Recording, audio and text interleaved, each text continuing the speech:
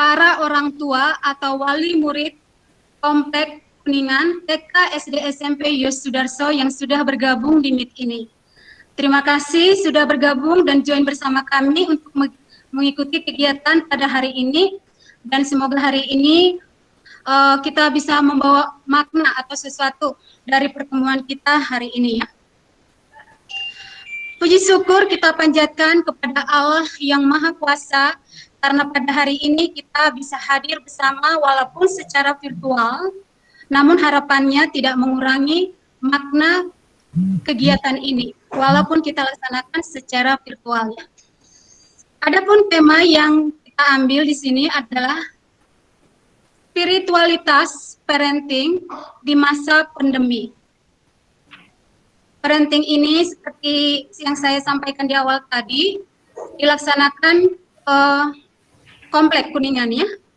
Kalau selama ini mungkin kami melaksanakannya per unit, tapi untuk kali ini kami benar-benar kompak dalam satu narasumber, karena kebetulan narasumber kita pada siang hari ini sangat banyak yang merindukannya gitu ya. Jadi kita sangat bersyukur bisa menghubungi Romo Eko, dan kebetulan Romo Eko juga bersedia. Terima kasih sekali lagi Romo. Bapak Ibu semuanya yang hadir dan join di grup ini, di Meet ini, perkenankan saya menyampaikan susunan acara atau rundown pada hari ini. Yang pertama adalah pembukaan. Pembukaan meliputi kita nanti akan bersama-sama menyanyikan lagu Indonesia Raya, kemudian dilanjutkan dengan lagu Mars Yayasan Salib Suci, dan setelah itu akan dilanjutkan doa pembukaan. Yang kedua adalah pengantar singkat atau sambutan dari Pak Simon yang mewakili para kepala sekolah Komplek Kuningan. Ketiga adalah penyampaian materi dari narasumber kita, yaitu dari Romo Eko Wahyu OSC. Kemudian yang keempat adalah lain-lain, sekitar tanya jawab sekiranya nanti di antara Bapak Ibu ada pertanyaan atau sejenisnya, silahkan menyampaikan, boleh secara langsung, boleh juga di chat. Dan yang terakhir adalah penutup, yang nanti ditutup dengan doa dan minta berkat dari Romo. Itu yang menjadi rundown acara kita pada hari ini. Baik, untuk acara yang pertama kita akan bersama-sama bangkit berdiri untuk menyanyikan lagu Indonesia Raya. Bapak Ibu sekalian, kita berdiri untuk menyanyikan lagu Indonesia Raya satu stansa.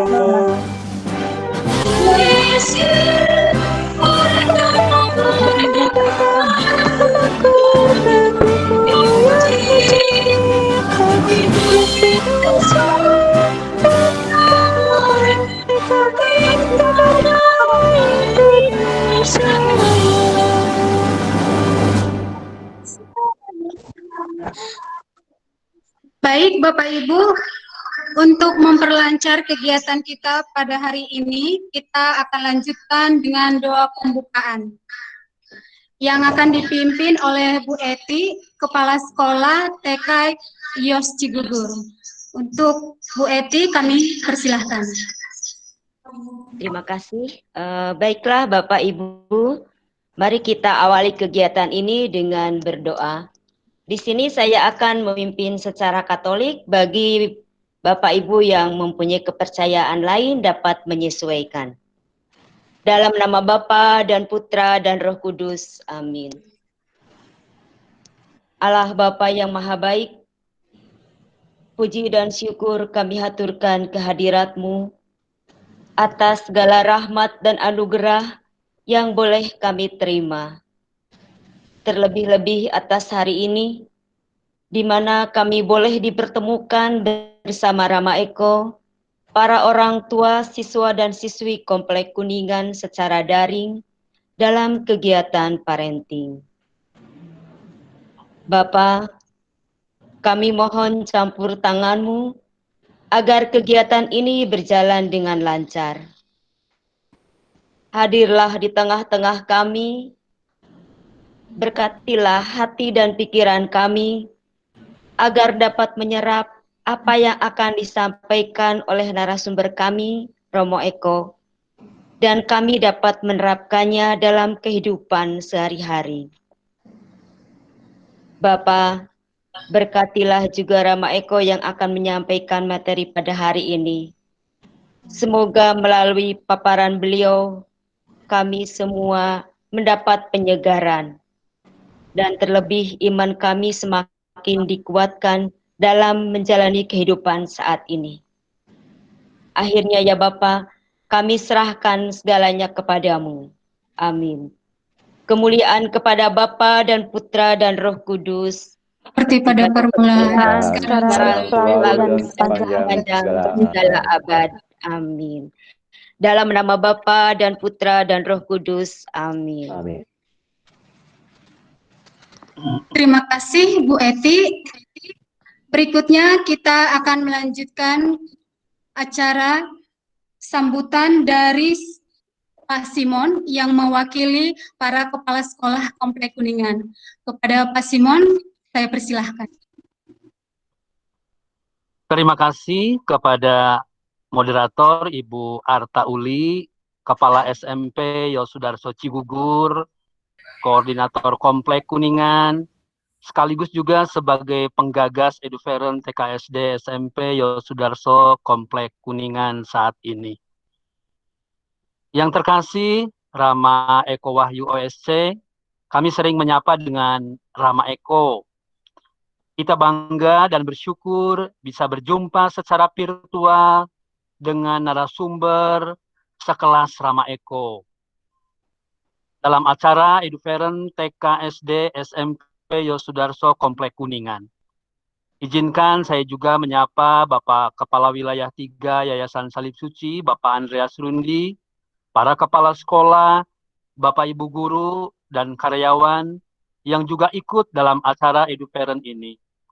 Serta teristimewa bagi Bapak dan Ibu segenap orang tua, wali murid TKSD Yosudarso Cigugur, beserta SMP Yos sebagai penggagas, Bapak dan Ibu orang tua wali murid TKSD Yosudarso Cibunut, serta Bapak dan Ibu orang tua wali murid TKSD Yosudarso Cisantana. Salam sehat, salam sejahtera, dan bahagia bagi kita semua.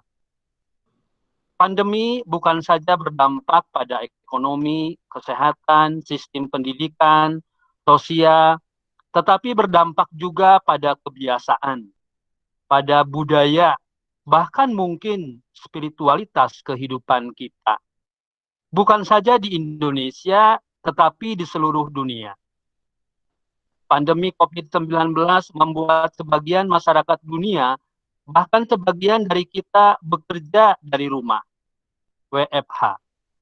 Hampir 59 juta, sekali lagi, hampir 59 juta peserta didik atau murid TK, SD, SMP, dan SMA di Indonesia harus BDR, harus belajar dari rumah atau dikenal dengan PJJ, pembelajaran jarak jauh.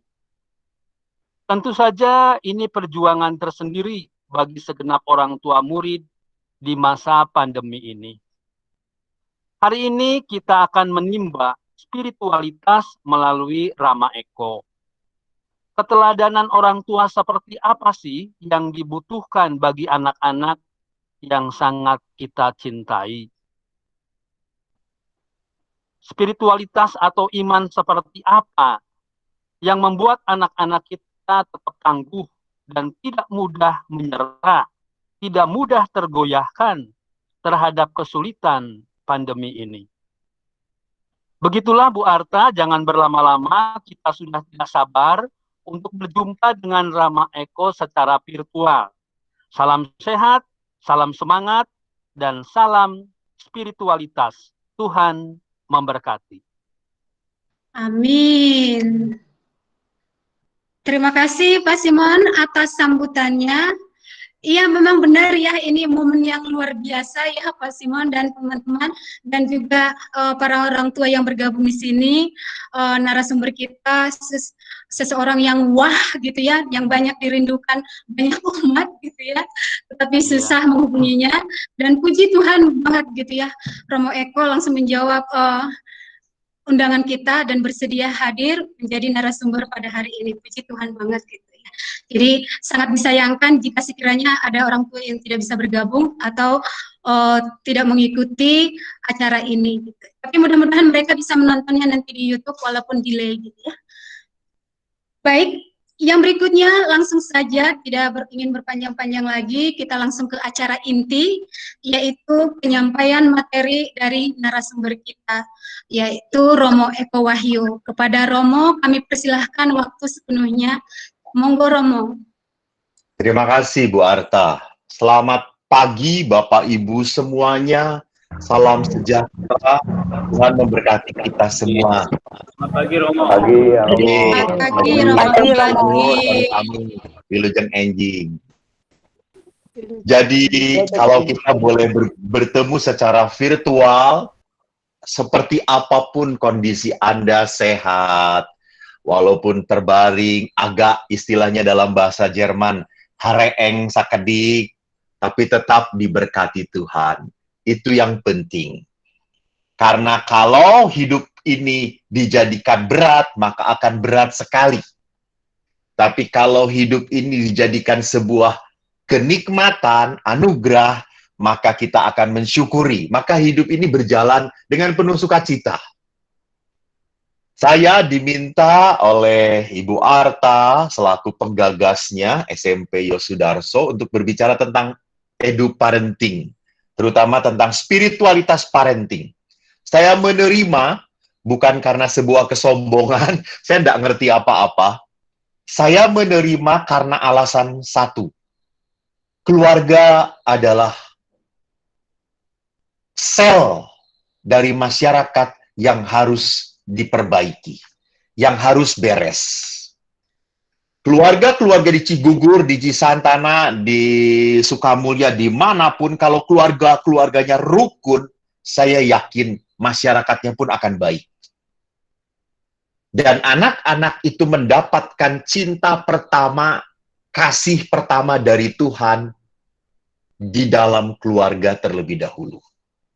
Maka itulah yang menyebabkan kenapa saya sangat semangat kalau suruh berbicara tentang hidup berkeluarga. Karena setan itu menghancurkan manusia dari mana? Keluarga dulu, keluarga dulu. Jadi di sini ada banyak para orang tua, terima kasih banyak para orang tua sudah bergabung, dan para pendidik, para guru yang menghadapi anak-anak, mungkin ini ya, mungkin lebih pusing daripada orang tuanya. Orang tua mah, tok disakolahkeun, tengis disakolahkeun, geus nu beres nu balik di sekolah gitu ya. Jadi seolah-olah 100% itu tanggung jawab sekolah. Nah, sekarang setelah pandemi, para guru akan berkata, mangga rasakeun ke anjeun nyalira. Sesah, sanes, sarang barudak teh gitu ya. Jadi di sini pada saat PJJ, sistem pengajaran jarak jauh, anak-anak harus di rumah. Bagaimana anak-anak akhirnya keluar aslinya.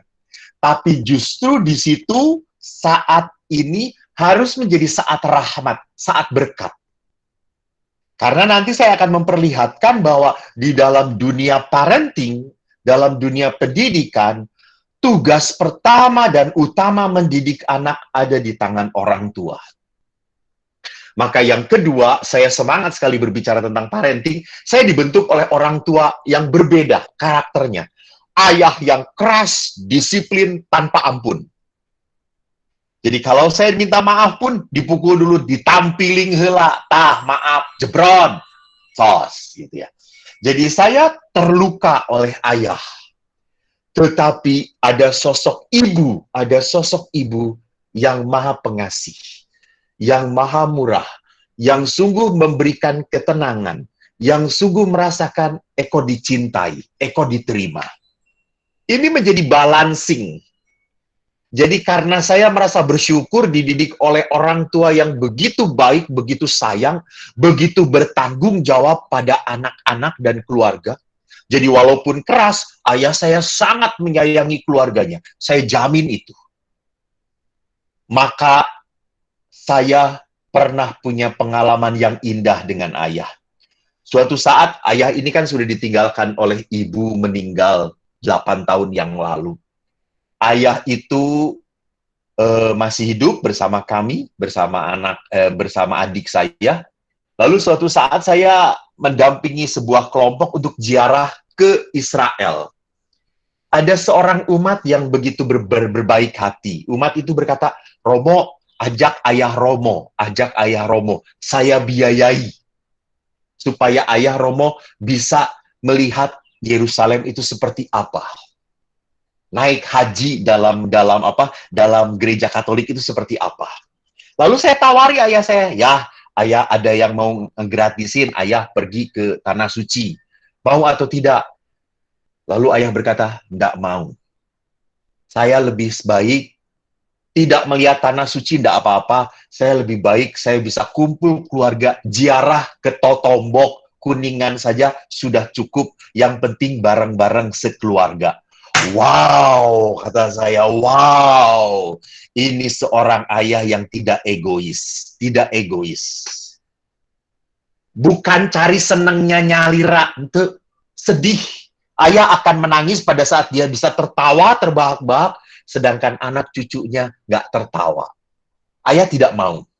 Dan di situ saya melihat, saya punya keluarga yang baik sekali. Maka itu yang saya sharingkan, itu yang saya bagikan.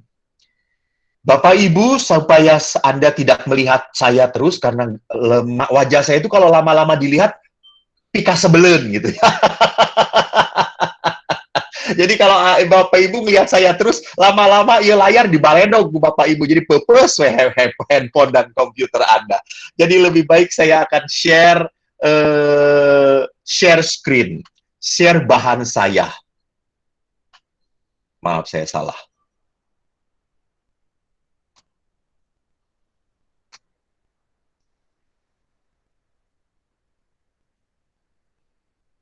Kalau sudah terlihat, Bapak Ibu tolong berteriak. Kalau belum terlihat, Bapak Ibu silahkan keluar. Mungkin di luar bisa kelihatan. Sudah kelihatan? Romo, udah kelihatan. Terlihat Romo. Nah, bagus Romo. Sudah. Siap. Sip.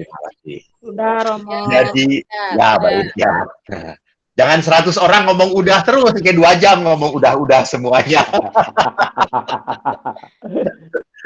Jadi, kalau kita berbicara tentang spiritualitas, parenting, itu berarti apa? Kita bukan mau berbicara tentang klinik, bukan hal najis, bukan. Spiritualitas parenting itu kita mau berbicara tentang apa? Bahwa dalam mendidik anak, kita tidak bisa kalau tidak menghadirkan Tuhan. Nggak mungkin. Kita kudu sabar pisan menghadapi anak-anak kita. Banyak yang mengatakan, maaf kalau saya berbahasa Sunda kasar kadang-kadang ya, karena pendidikan saya di Cicadas gitu kan, kasar sekali. Orang-orang bedanya barudak baheula mah. Keur kita leutik mah beda pisan. Orang tua molotot we geus ngartos, tos ngartos langsung jempling sadayana. Sekarang anak sekarang dipelototin, tetep we ngawur, tetep we ngaco, gitu ya. Jadi parenting kalau tidak disertai oleh Tuhan bersama Allah, maka kita akan mudah tidak sabar. Mudah akan keras kepada anak-anak. Maka spiritualitas parenting, pertama-tama saya ingin mengingatkan seperti yang tadi sudah saya katakan. Hal utama dalam pendidikan anak adalah apa? Orang tua. Orang tua. Jadi orang tua adalah pendidik yang pertama dan terpenting. Tidak bisa digantikan Bapak Ibu. Tidak bisa digantikan. Ada seorang anak waktu saya di rumah retret, dia konsultasi pada saya, betapa sedihnya dia, betapa menangisnya dia. Sewaktu kecil, dia dititipkan oleh orang tuanya pada neneknya. Sampai dia besar, dia jarang sekali ketemu dengan orang tuanya. Sedangkan adik-adiknya dibesarkan oleh orang tuanya. Dia merasa iri, dia merasa diusir. Setelah dia SMA pun dia mengatakan, Romo, saya tidak punya rasa sayang dengan orang tua saya. Saya sayang dengan nenek saya. Jadi, mungkin orang tua akan berpikir, ya saya melakukan seperti itu karena waktu itu ekonomi kami belum stabil, Romo. Gitu. Kami belum punya pendapatan yang baik untuk mendidik dan membesarkan anak. Ya, betul, tetapi tetap anak ini tidak bisa begitu saja dikasihkan, nggak bisa. Karena pengalaman anak diberikan, dititipkan, anak ini sejak kecil sudah merasa apa? Ditolak. Apalagi kalau adik-adiknya atau saudara-saudaranya ada bersama orang tua dia, sedangkan dia tidak. Maka Gravissimum Educationes, itu adalah dekrit gereja tentang pendidikan anak, mengatakan tidak bisa ditawar orang tua. Bahkan di dalam kitab suci pun, mohon maaf Bapak Ibu, saya mengutip kutipan-kutipan kitab suci, karena itu latar belakang pendidikan saya dan latar belakang iman saja. Maka dikatakan di dalam firman Allah pun, bahwa anak-anak itu harus mendengar didikan ayahnya. Bahkan Yesus pun di dalam kitab suci diceritakan, dia bertumbuh besar dan semakin berhikmat, karena di dalam pendidikan keluarga, Santo Yosef dan Bunda Maria. Maka kalau kita lanjutkan permenungan kita, kasih anak pertama-tama dan utama harus diterima dari orang tua. Jadi kasih orang tua adalah elemen dasar. Apa itu elemen dasar? Kalau Bapak Ibu membangun sebuah bangunan, itu kan yang harus didirikan itu kan pasti fondasinya tuh ya. Jadi fondasi dulu yang harus didirikan. Dan orang mendirikan rumah, fondasinya nggak bisa ngaco. Nggak bisa asal-asalan. Pada saat Bapak Ibu mendirikan bangunannya tiangna sae pisan, tetapi kalau fondasinya tidak bagus, cepat runtuh. Sama. Anak-anak juga demikian. Anak-anak walaupun sehat, berhasil, pinter lah, katakanlah pinter anak ini, tetapi kalau pondasi cinta, pondasi imannya rapuh, anak ini dapat masalah sedikit, langsung mudah putus asa. Langsung berkata, saya tidak kuat hidup lagi, saya mau mati aja. Ini yang saya mau ngatakan apa? Kenapa ada beberapa kasus anak SMP, bahkan SD, apalagi anak SMA, yang bunuh diri hanya gara-gara putus cinta. Kenapa bisa terjadi? Karena pondasinya tidak kuat. Jadi dia tidak merasa punya pengalaman kehangatan cinta dari orang tuanya. Dia tidak punya pengalaman iman yang mendalam dan berakar dengan Tuhan. Dan kalau Anda berbicara tentang kasih, tentang cinta, tidak harus ada komunikasi. Jadi omong kosong lah, omong kosong Anda berkata bahwa saya mencintai istri saya, tapi Anda nggak pernah ngobrol dengan istri Anda. Oh, bohong etama. Anda mencintai istri Anda, tapi ngobrolnya dengan istri tetangga. Terus bener, teleres, bener eta. Gitu ya. Jadi cinta itu ditunjukkan pertama-tama melalui apa? Komunikasi. Hangat, nyaman, enak. Jadi saya ingat sekali kalau saya mau memberkati pasangan suami istri, orang itu sedang pacaran, saya tanya, kamu bisa nggak dengan pacar kamu ngobrol panjang, lebar? Bisa, Rama, bisa. Mun ngobrol teh sok kilap karena waktos berjam-jam teh sugan teh 6 menit. Itu sadinten sawengi Rama ngobrolna gitu. Oke, kalau begitu kamu bisa kawin. Tapi yang menyedihkannya waktu pacaran bisa 7 hari 7 malam ngobrol nggak kerasa. Tapi setelah berumah tangga 10-15 tahun, ngobrolnya cuma pas-pasan doang. Ayah, udah makan belum? Udah, nyanggeus satu mun gitu mah. Nih, lapar. Lalu istrinya berkata, sarua. Jadi cuma pendek-pendek, tidak nyambung, bahkan seringkali setelah 20-25 tahun perkawinan, kalau ngobrol, ujung-ujungnya berkelahi. Jadi, lihat di sini, kasih, unsur kasih, itu harus ditandakan dengan apa? Komunikasi. Komunikasi. Jadi saya bisa mengatakan, Bapak Ibu, bersyukurlah Bapak Ibu. Bersyukurlah kalau anak-anak, walaupun sudah besar, dia selalu cerita kepada bapaknya atau ibunya. Nggak mungkin pada dua-duanya. Ya kalau kedua-duanya bagus, bagus banget.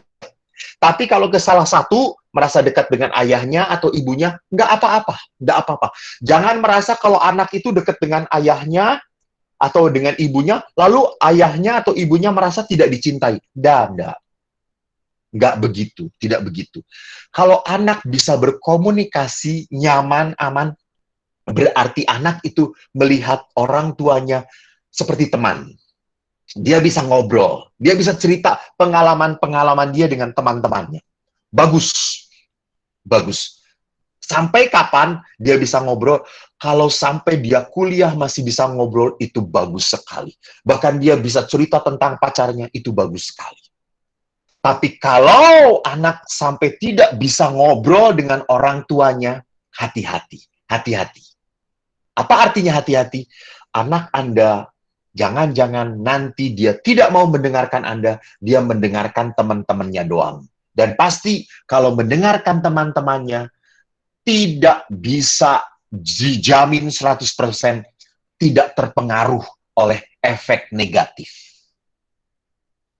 Nah, kalau kita lanjutkan lagi, Familiaris Consortio, itu adalah ensiklik juga dari Bapak Paus, mengatakan bahwa kelahiran anak, pasangan suami istri dipanggil untuk menjadi orang tua bagi anaknya. Jadi, salah satu tanda bahwa Allah itu memberkati dan mengasihi Anda, Allah memberikan keturunan kepada Anda.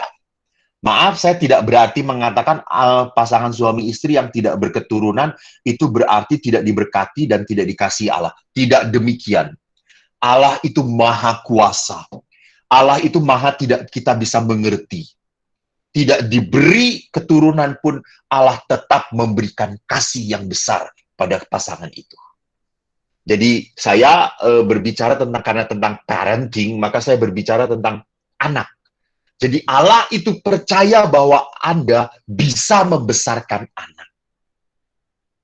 Jadi di dalam Familiaris Consortio nomor artikel 17 dikatakan keluarga adalah persekutuan kasih. Persekutuan kasih. Apa itu persekutuan? Berarti di dalam keluarga itu ada kebersamaan. Jadi di dalam keluarga itu ada apa? Ada kesatuan antara bapak, ibu, dan anak-anaknya. Ini persekutuan. Memang di dunia sekarang bapak, ibu ada yang dikenal dengan single parent. Ya, single parent itu ada yang diasuh oleh mamahnya saja, ayahnya entah kemana, mungkin diambil sama kucing atau diambil sama tikus gitu ya, pergi, atau oleh ayahnya doang. Mama anak kemana dagang gitu di Arab Saudi atau dagang di Kutub Utara gitu, tidak pulang-pulang dan seterusnya. Jadi single parents diterima, kita harus mendampingi single parents. Jadi single parents bukan salah, bukan. Single parents itu adalah keberadaan yang pasti tidak ideal. Betul tidak ideal, karena bagi anak itu butuh sosok ayah, sosok ibu. Dan ibu tidak bisa sekaligus hadir total sebagai sosok ayah dan sosok ibu. Demikian seorang ayah, tidak bisa. Maka di situ harus para single parents sadar. Supaya apa? Anaknya tetap mengalami persekutuan kasih, kebersamaan. Jadi Familiaris Consortio tadi menegaskan bahwa di dalam keluarga harus ada persekutuan. Persekutuan itu kebersamaan antara orang tua dan anak. Jadi bukan berarti kemana-mana bareng gitu ya. Gereja bareng, duduknya sama-sama, ngeblok satu bangku. Kalau yang satu ke WC, semuanya ke WC. Ya bukan seperti itu gitu ya. Apalagi kompak, bajunya bareng. Kalau baju bareng itu sih bukan persekutuan, itu sih anak panti asuhan namanya gitu ya. Jadi jangan perlihatkan bahwa kebersamaan itu selalu seragam. Tidak. Kebersamaan itu ditunjukkan oleh apa? Oleh hati yang saling menyayangi. Hati yang tidak tega menyakiti. Ini persekutuan kasih. Jadi di dalam keluarga harus ada persekutuan kasih, apa? Rasa tidak tega kalau melihat anggota keluarganya menderita. Jadi Bapak Ibu boleh Anda lihat, boleh kita renungkan. Coba renungkan. Anda sebagai istri gitu ya, ngelihat suami Anda melamun, cicing, ngajentul gitu. Apa komentar Anda? Jangan-jangan Anda sebagai orang istri pasti komentar, ngalamun, pasti sedang ngelamunin mantan ya. Pasti mantan yang lalu diinget-inget lagi ya. Itu menyakitkan. Padahal suami itu sedang berpikir, aduh besok rezeki apa, belum ada rezeki, belum ada ini. Tetapi istri langsung mengatakan hal yang menyakitkan. Ini bukan persekutuan kasih. Jadi kalau istri yang melihat suami sedang melongo, diem, langsung iya kopi. Ulah ngalamun wae bising keasupan kuntilanak, ya nginume kopi gitu ya. Supaya ngusir gitu. Jadi di situ lihat, ini persekutuan kasih, ini persekutuan sayang. Suami ngelihat istri sibuk kerja gitu ya, sedang nyapu, udah nyapu, ngagendong budak, masak can anggeus. Udah nyapu, ngagendong budak, masak can anggeus, bibir norocos we terus. Lah suami jangan, mih, saya mah mendingan ngadu hayam daripada ngadengikeun mami ngenorocos terus. Nah ini, bagaimana saya harus berani untuk menolong istri, bukan malah pergi dari rumah, bukan malah pergi meninggalkan rumah gitu ya. Persekutuan kasih adalah persekutuan yang saling saling meringankan beban, bukan yang saling membebani satu sama lain. Nah, jadi kalau kita sudah berbicara tentang persekutuan kasih di dalam perkawinan, maka kita harus berbicara tentang apa? Tentang suami istri itu sendiri. Jadi suami istri pun punya masalah. Apa masalah suami istri? Tentu masalah ekonomi. Saya tanya kepada Bapak Ibu, ada nggak Bapak Ibu yang di sini, atau para guru, merasa secara ekonomis, wah saya mah udah punya segala-galanya, Pastor, saya mah udah diberkati Tuhan. Hampir jarang pasangan suami istri yang seperti itu. Selalu namanya manusia berkata apa? Kurang, itu pas, kurang. Ya, temahi. Jadi Mau Yayasan Salib Suci menggaji Anda, gaji Anda ditambah 10 kali lipat, pasti jawabannya temahi keneh wae. Jadi kita harus sadar masalah ekonomi bukan masalah saya dapat banyak, bukan. Masalah ekonomi akhirnya adalah masalah apa? Masalah bagaimana saya mengatur. Jadi saya mengatur sesuai dengan kebutuhan kita. Bukan keinginan saya, bukan keinginan saya. Jadi kalau kita mengatur melihat masalah ekonomi sesuai dengan keinginan saya, namanya manusia keinginan mah tidak terbatas, sagala hayang. Jadi hayang boga ieu, hayang boga itu, hayang boga pamajikan anu bager pisan, anu masih baheno, anu cantik jelita gitu ya. Apa yang terjadi? Kita tidak pernah bisa berpuas mensyukuri. Dan kebutuhan secara ekonomis di zaman digital ini, kita dituntut untuk bekerja keras. Padahal pandemi membuat kita mendapatkan apa? Mendapatkan pendapatan yang pas-pasan. Dulu zaman sebelum pandemi pasangan suami istri harus bekerja dua-duanya.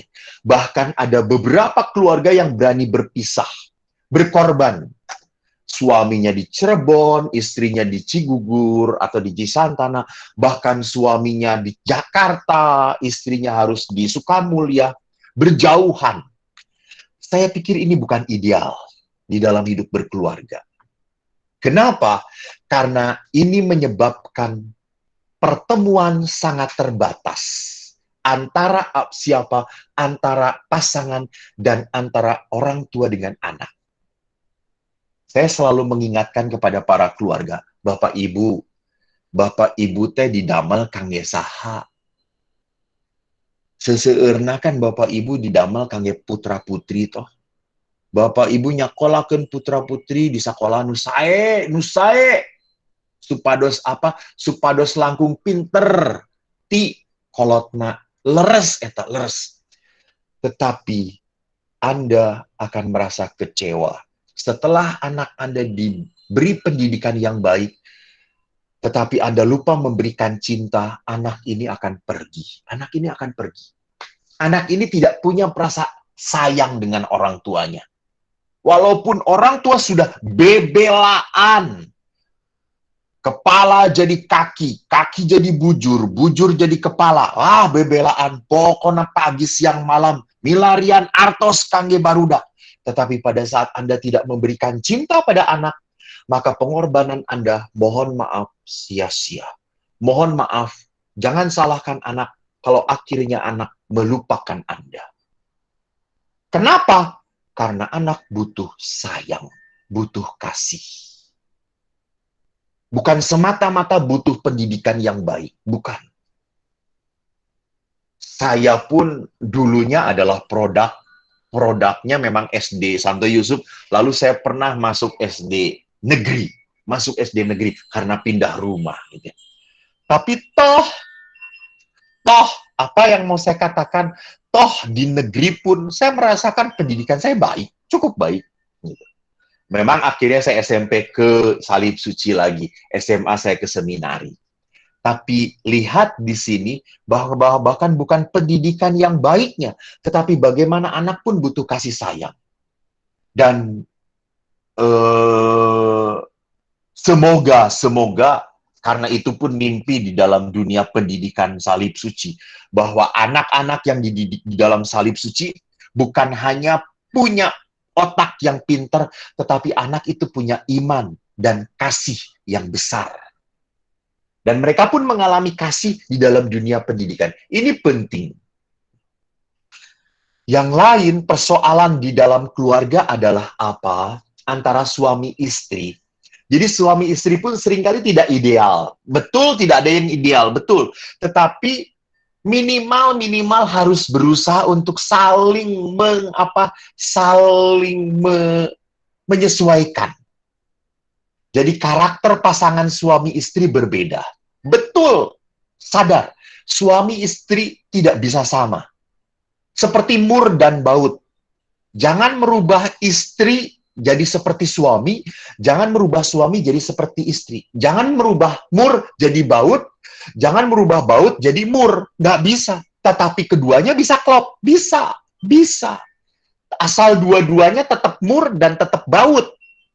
Jadi jangan berubah. Jadi mur dan baut itu bisa bersatu pada saat dia pelan-pelan ngeklopin. Nah, ini yang sering membuat kecewa dalam perkawinan adalah Rama dahulu mah suami teh meni penuh perhatian pisan. Abdi gebis teh meni aduh langsung dipangku. Kunaon gelis kunaon. Hati-hati atuh gelis. Ayo nama Rama upami abdi gebis teh malah disuntrungkeun, jik teruskeun wae gitu ya. Biar ngagubrag sakalian maneh. Sugan-sugan RIP gitu ya. Jadi kurang ajar sekali gitu. Jadi lihat di sini bahwa kita melihat karakter memang berbeda dari pasangan kita. Jangan pernah kecewa Bapak Ibu, jangan kecewa. Memang itu adanya. Yang kedua bisa terjadi para suami pun rendah diri. Kenapa? Misalnya istrinya lebih pinter, istrinya lebih cerdas, istrinya lebih jagoan mengelola keuangan rumah tangga. Ada para istri, beberapa istri yang lebih kreatif, berbisnis. Nggak apa-apa. Bukan berarti suami tabu masuk ke dapur. Tidak. Di dalam dunia modern sekarang ini, bukan hal yang tabu bahwa para suami ke dapur untuk memasak. Kalau bapak-bapak dan ibu-ibu lihat, chef, tukang masak terkenal, itu hampir semua laki-laki. Lihatlah di film-film, lihatlah di televisi-televisi. Gordon Ramsay, yang terkenal sekali. Laki-laki, chef dunia. Jadi, laki-laki masuk ke dapur memasak bukan tabu, bukan. Ini adalah apa? Tadi, melengkapi. Ketiga, tidak mempunyai anak, belum berketurunan, itu pun menjadi masalah di dalam relasi. Bahkan masalah yang paling sulit dihadapi juga kadang-kadang apa? Campur tangan mertua. Adik kadang-kadang mertua ikut ngerungsingin lah, katakanlah, musingin. Entah kadang-kadang dateng, entah kadang-kadang nyuruh ini, nyuruh itu. Nanyain ini, nanyain itu, ikut ngatur-ngatur. Kita tersinggung. Tidak didengar orang tua istri, orang tua suami kita. Bagaimana ini? Gitu ya. Dan ini kalau tidak dibicarakan, tidak dikomunikasikan, maka diam-diam akan menjadi gunung es yang lama-lama bisa meledak. Oleh karena itu saran saya, bagaimana Rama supaya kami itu bisa berdamai dengan pasangan saya. Pertama-tama, kita harus memperbaiki dulu iman kita. Sadar, percayalah bahwa perkawinan ini adalah anugerah, bukan musibah. Jadi pasangan Anda itu adalah pemberian Tuhan. Jadi kalau pemberian Tuhan, pasti Tuhan itu memberikan yang terbaik, Percayailah itu. Peliharalah setiap hari rasa kagum pada pasangan Anda. Lebih berani melihat hal-hal yang positif daripada musingin hal-hal yang negatif. Lebih mau melihat dan menghargai hal-hal yang bisa dilakukan oleh pasangan daripada menuntut supaya pasangan melakukan hal-hal yang tidak bisa dia lakukan. Ini anugerah, ini berkat. Nah, sekarang kalau kita berbicara kepada pendidikan kembali. Pedoman pastoral keluarga tentang pendidikan mengatakan bahwa tujuan pendidikan adalah membina pribadi manusia untuk menjadi dewasa. Jadi, Anda itu harus sadar bahwa Anda mendidik anak-anak harus menjadi dewasa, mandiri, jangan tergantung pada orang tuanya. Gitu. Sudah SMA, sudah kuliah, sedikit-sedikit, Mi, tolong Mi. Anda jangan merasa senang kalau anak tidak bisa memutuskan, lalu dia nanya kepada maminya, hati-hati, ini jebakan anak-anak. Ada beberapa anak-anak yang memilih jurusan, nanya pada orang tuanya. Hati-hati itu. Karena nanti pada saat dia masuk jurusan, berdasarkan pilihan orang tuanya, lalu di tengah jalan dia tidak bisa melanjutkan, dia langsung ngomong, nih kan ini pilihan mami. Ini kan pilihan mami, bukan pilihan aku. Susah, Mi. Udah selesai, pindah aja ya. Ini lihat. Jadi, kalau Anda ditanya oleh anak, Anda harus berkata, ini nasihat mami. Tapi kamu yang harus menentukan. Kamu yang bertanggung jawab untuk memilih. Ini mendewasakan anak. Sehingga anak dewasa akan bisa bisa menjadi pribadi yang membangun masyarakat dengan menyumbangkan nilai-nilai yang baik. Nah, Bapak Ibu, jangan pernah lupa bahwa aspek pendidikan itu banyak sekali. Jangan hanya mau punya anak pintar doang. Jangan. Jadi, jangan punya anak itu bangga bahwa, Rama dia teh pinter pisannya.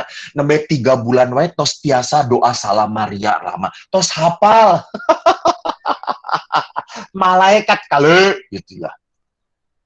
Jadi intelektual kepintaran itu hanya satu aspek dari 6 aspek di dalam dunia pendidikan. Satu aspek. Jadi kalau dia pintar saja tetapi tidak punya mental yang baik, maka akan cepat rapuh. Maka saya melihat di sini Bapak Ibu, lihat aspek-aspek pendidikan. Harus punya kepintaran. Moral, apa itu moral? Anak ini harus menjadi anak yang punya nurani yang baik, hati nurani yang baik. Dia mendengarkan suara Tuhan dalam hatinya. Jangan sampai dia hanya mendengarkan duit, maka pada saat dia punya, bisa beli, segalanya beli. Disitulah kenapa orang pintar jadi koruptor, karena hidup moralnya tidak benar. Jadi orang bermoral, ada yang melihat atau tidak melihat, dia tetap berbuat baik. Yang ketiga, mentalitas. Mentalitas adalah semangat hidup. Mentalitas adalah kemampuan untuk memotivasi diri. Jadi anak itu sekarang seringkali mudah putus asa. Anak sekarang kan mudah bosenan gitu ya. Bosen, nyato satu, tinggalkan we. Nah itu, hati-hati. Jadi kalau mentalnya nggak kuat, di situ kenapa kok banyak sekali pasangan suami istri yang baru menikah, belum setahun, belum 2 tahun, sudah ingin cerai. Karena mentalitasnya nggak kuat, nggak tahan banting. Saya bertemu dengan keluarga yang kaya, anaknya mau buka bisnis apapun, dikasih oleh orang tuanya. Sok, bukan naon, arek muka restoran, sok. Tapi setelah saya lihat, baru setengah tahun, restoran itu tutup. Pindah bisnis ke bisnis showroom. Sok, dah orang tuanya gaduh artos. Sok, baru 5 bulan sudah tutup. Kenapa? Karena anak ini tidak punya mentalitas bertahan. Dia ingin kalau buka bisnis langsung sukses, langsung besar, langsung bawa keuntungan yang baik, banyak. Nggak bener, nggak ada. Mentalitas itu berarti apa? Dalam bahasa Sundana bagus banget. Leukeun, dileukeunnan. Jadi di sini juga ada beberapa pria-pria yang leukeun. Ngaleukeunnan dulu istrinya waktu kecil gitu ya. Supaya jatuh cinta istrinya dileukeunnan, akhirnya dia tertarik pada saya. Padahal ada yang lebih ganteng yang bisa mengalahkan saya. Tapi karena saya ngaleukeunnan, mentalnya kuat, akhirnya dia tertarik pada saya. Itu kehidupan. Keempat, kultur. Kita tinggal di tanah Jawa. Kita hidup di dalam budaya Sunda. Punya kultur menghormati orang tua, kultur santun. Di sini tetap harus punya. Kita bukan orang bule. yang bisa menyebut bapaknya, nama bapaknya. Heh, Man, itu padahal bapak saya. Nggak bisa. Saya harus mengatakan, Bapak, Pak Eman, Bapak, saya harus memanggil identitas bapak ibunya ini. Tidak bisa memakai nama begitu saja. Kenapa? Ini kultur Indonesia. Yang kelima, kita harus punya religiositas. Iman, itu tadi. Kita berbicara spiritualitas. Religiositas, spiritualitas yang membuat kita bertahan dalam apa? Dalam penderitaan. Karena kita percaya kita punya Allah yang baik. Seluruh agama apapun mengajarkan Allah itu baik, Allah itu kasih, Allah itu memberkati kita. Tidak ada berkat yang tidak hadir dari Tuhan. Maka kita kalau apapun memohon restu dari Allah. Mau nanam padi, kita mohon restu, berdoa dahulu. Kita mau bangun rumah, mohon restu, kita berdoa dahulu. Karena apa? Kita punya iman. Ini semua berasal dari Tuhan. Ini semua bisa kayak gini tuh karena Tuhan. Ini religiositas. Betul sekali, kita harus berusaha. Benar. Tapi kalau usaha kita tidak disertai Tuhan, akan menjadi sebuah perjalanan kegagalan.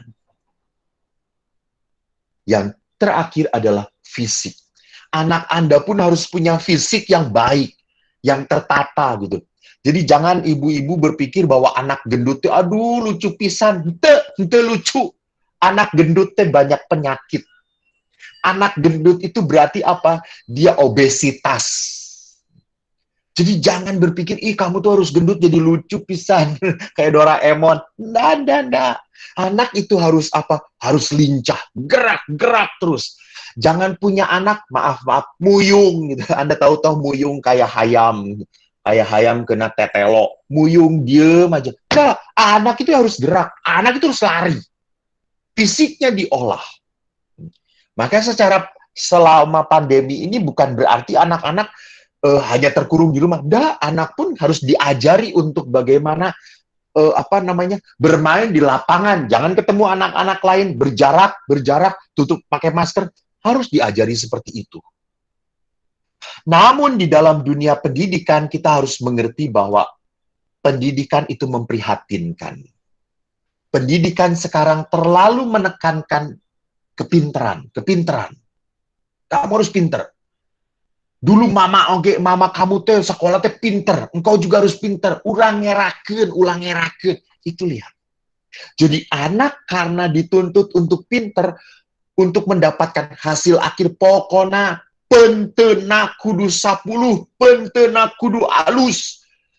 Anak itu berpikir saya hanya bisa dicintai oleh ayah dan ibu upami pentena 10, upami pentena 8.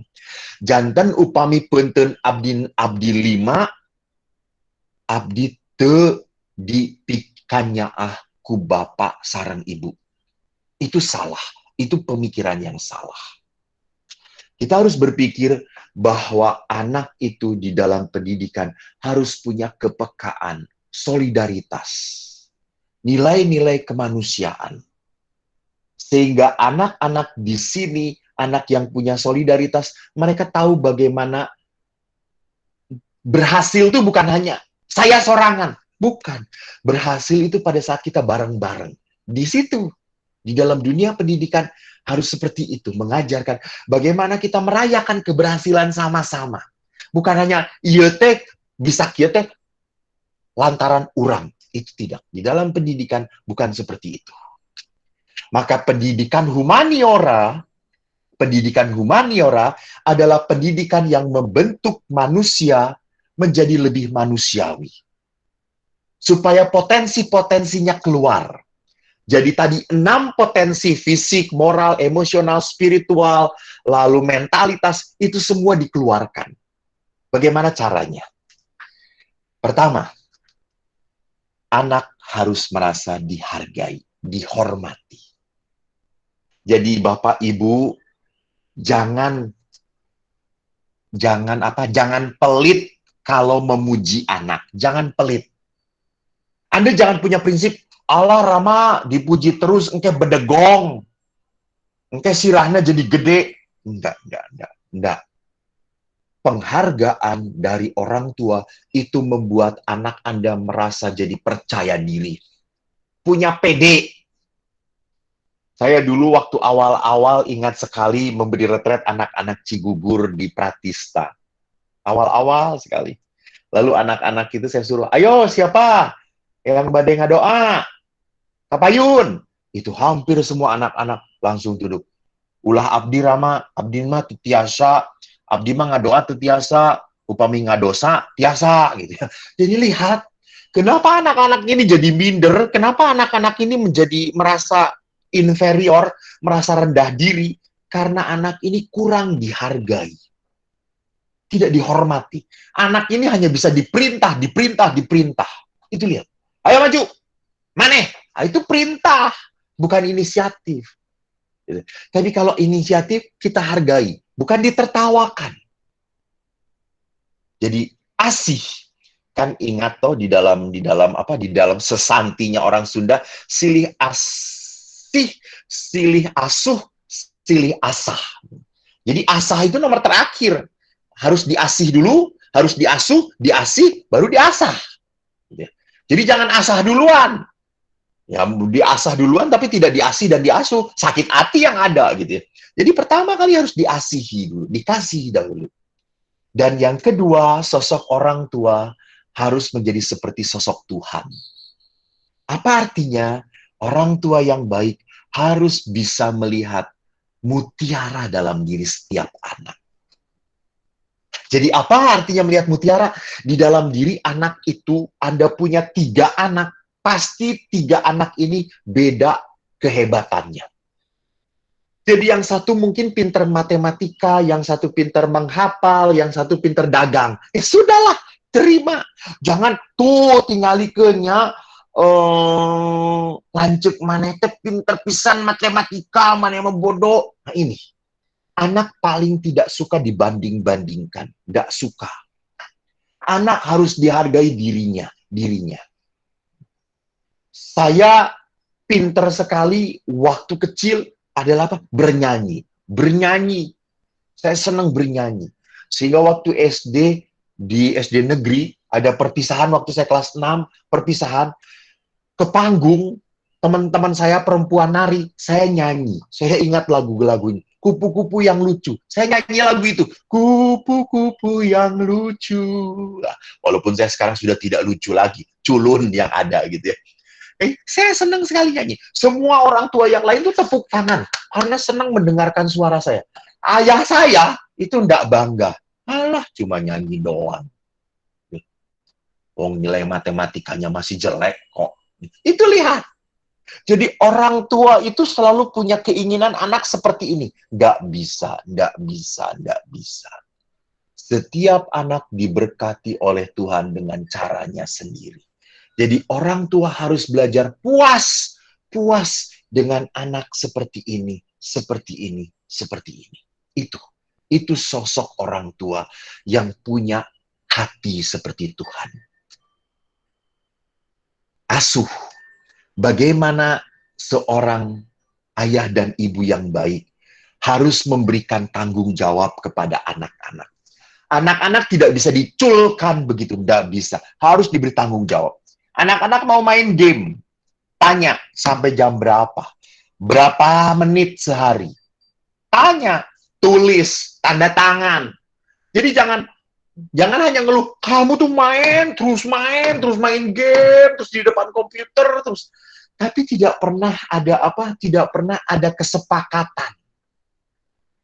Buat kesepakatan dengan anak-anak. Supaya apa? Supaya mereka akhirnya, oh mama tuh ingin saya main game setengah jam. Oke, saya juga butuh main game. Oke, saya setengah jam ya, Ma. Oke, jadi pada saat setengah jam itu tidak menjadi keributan. Di luar itu boleh ribut. Karena tidak sesuai dengan kesepakatan. Tanggung jawab cuci piring. Tanggung jawab beresin kamar. Memang tidak ada anak yang diberitahu sekali langsung nurut. Moal, ada anak juragan teh sanes robot. Ai robot mah di naon teh namanya teh di konsep Di program, jalan, beres, leres. Putra-putra Anda bukan robot. Jadi di pasihan terang teh kedah terus-terus.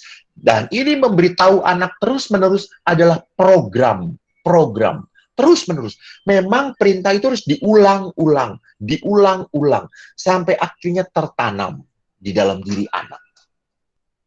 Ini penting memberitahu anak, mengasuh. Jadi jangan punya anak diculkan begitu saja. Seorang pendidik yang baik, orang tua yang benar, harus juga seimbang antara doa, ora et labora, doa dan bekerja. Jadi kita perlu memperlihatkan, menunjukkan kepada anak bagaimana orang tua bekerja. Tetapi bagaimana orang tua pun mau mengajak anak untuk berdoa bersama-sama. Jadi di situ doa bersama-sama bersama anak-anak membuat anak-anak mengerti, oh Tuhan itu harus selalu dibawa ya di dalam kehidupan ini. Jadi anak-anak pun akhirnya meneladan contoh dari orang tuanya yang berdoa. Jadi tolong hidup doa itu jangan sendiri-sendiri. Kamu udah doa, sok doa salarangan, saya oge sorangan. Tidak. Bersama-sama. Karena kebersamaan ini membuat anak akhirnya merasa apa? Merasa, oh, bagi ayah dan ibu, doa juga penting ya, penting. Oh, oke, saya juga akan seperti itu. Karena apa? Karena unsur keteladanan. Terakhir, ini yang tadi saya katakan, Bapak Ibu, nilai rapot bukan segala-galanya. Jadi jangan sampai anak-anak ini kalau rapotnya jelek, langsung masa depannya pasti buram. Tidak. Masa depan tidak ditentukan oleh nilai rapot. Melulu. Tidak. Masa depan anak ditentukan oleh apa? Oleh tadi begitu banyak hal. Mentalitas anak, religiusitas anak. Saya, kalau boleh sharing dengan ibu-ibu, bapak-bapak yang ada di sini, saya bukan anak pinter sejak kecil. Enggak. Ranking saya adalah 35. Dari jumlah murid 37. Bayangkan. Jadi kalau dibagi rapot itu saya orang yang tidak tenang. Naik tuh nya, gitu ya. Dan kalau saya sudah berhadapan dengan guru, kan di salib suci itu kalau ngambil rapot kan anak dengan orang tuanya. Dan kalau ambil rapot itu pasti ayah. Dan ayah itu kalau ambil rapot selalu pakai baju tentara. Dan ayah kalau ambil rapot adik-adik, senang sekali. Karena adik-adik saya pinter, ranking semuanya. Tapi kalau sudah ngambil rapotnya punya si Eko, langsung, ayah, sekarang ngambil rapot punya saya. Langsung era ayah saya, si Eko, mana mah bodoh-bodoh waenya. Cek saya teh ayah teh kudu bersyukur, ayah nu pinter, ayah nu bodoh, gitu ya. Jadi itu sawios-wios, iya namanya teh keseimbangan, gitu ya. Lalu kalau udah dapat rapot itu, saya itu cuma mau dengar dari guru apa, naik atau ente. Mau merah na 10, teu ambil pusing. Sok teu sawios-wios. Mangga merah na 10 oge teu sawios-wios. Nu penting naik, abdi tos bersyukur gitu ya. Itu lihat. Jadi guru-guru kan suka berdramatisasi tuh kalau udah ada orang tuanya gitu. Guru-guru senang sekali kalau membuat murid-murid itu menderita. Maaf ya para guru. Jadi kalau guru, Eko naik, yes gitu. Tapi kok kamu harus makin rajin belajar ya, rajin belajar di rumah. Saya tuh berpikir, saya tuh belajar tiap hari gitu ya. Ai bodoh mah tos bawaan orok, cek saya itu. Jadi lihat apa yang di sini saya mau katakan. Sering kali juga para guru tidak pintar melihat melihat mutiara dalam diri anak-anak.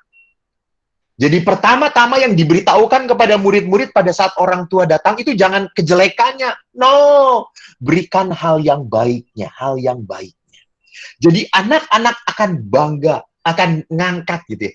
Akan merasa percaya diri.